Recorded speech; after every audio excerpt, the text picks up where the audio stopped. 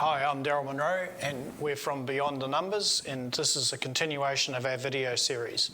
Today's topic is around managing conflict, and this is one of those areas that many leaders shield away from, and probably understandably, because it takes a set of skills to actually manage or head off conflict. The first, I suppose, skill is that monitoring and engagement skill that leaders need to perfect, which is keeping an eye on the pulse of the team. So picking up when things just don't quite seem right, and then looking for opportunities to intervene at that stage so that you can get an understanding and maybe settle situations down. So we have a number of stages typically associated with conflict. So there's plenty of warning signs, if you like, if we're tuned to them and we're in touch with our team. So the first stage is that sense of discomfort. It's that stage where we're just not sure what's going on, but everything's indicating to us that something's not right. It's probably a stage that you can't do too much about because there's nothing tangible. It's more a feeling, a gut feeling, if you like, or a sense that, yeah, there's something unnerving the team or team member somewhere. So that one there, if you can pick that one up, that's great. But usually it starts to manifest itself more apparently in this stage of minor incidents. So this is where you might see a little bit of sniping, a little bit of talking back to various team members. We'd culturally say bagging them, various other things. So they may actually seem, they're minor because they may actually be a cross between, is there something of substance behind this, or is this really just banter going on?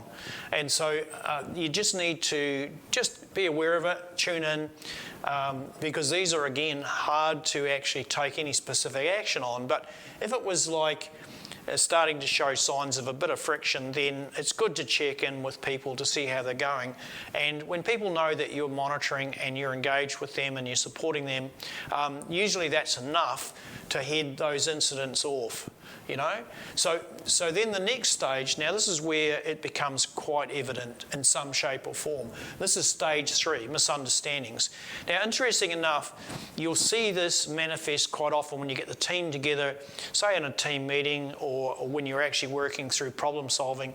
You'll see that there'll be team members beginning to play off against each other, people going away, and you realise they've ended up with the wrong understanding of things. You know, they've read a situation and read it wrong, and they're reacting to that in a negative way. This is typically where you need to start to engage with the individuals involved, and better still, bring them together if you can, and begin to see if you can clarify with them how do these misunderstandings arise. And this is usually based on the way I interpret a set of behaviours that you have. Now, everybody, we're human, so the first thing we do in most cases is we see some behaviour, we hear some words, and immediately we begin to assume. So an example would, team member comes in the morning, I always speak to Sarah every morning. She comes in and say, "Hi Sarah," but this morning she just walks completely past me, ignores me, or appears to ignore me. So I think, what's up with Sarah? What have I done to offend her? And we start to build these sort of ideas, misconceptions. There could be 100 reasons why Sarah didn't talk to me today. And they may not have any negative confidence, but that's what we do. We begin to build a case to support our hypotheses or our assumptions.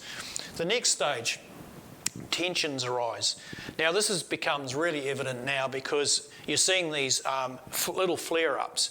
So sometimes you'll come across the team members somewhere in the workplace and they're arguing over a point, and you just sense that this is not just putting different points of view across. There's a sting to it, and this is absolutely, you need to get to the bottom of this. You need to understand what's going on between the team members. This is usually manifested by saying you set up these two team members to go and work together on a task, and they come to you and say, "I don't want to work with Frank, I don't want to work with Jill," etc. And that's a good indication that there are tensions apparent between these two team members or more. So nip that in the bud. If it doesn't, if you haven't actually headed those these earlier stages off, then you're going to reach crisis. And this is usually where there's a yelling match, a thumping on the table, something really physical. It's very clear to everybody in the team. Now, interesting enough, usually before it hits stage 5, the other members of the team are picking up on this. And if you're looking for the signs, look for the signs manifesting in other team members. What some team members do is they move away from the situation. So I'm not going to work with Frank or Jill. I'm just going to give them a bit of space because they're not in a good place at the moment. So that's that fight or flight. So in this case, they're avoiding it, moving away from it. You get one or two team members that don't like disharmony and will try and actually engage and get an outcome to bring it back, and then that starts to get out of control. So now we've reached the crisis point. Now, I can tell you now, this is much harder to deal with than any of the previous stages. So I highly recommend as leaders, you become tuned into your team to look for these opportunities to head this off before it reaches stage 5.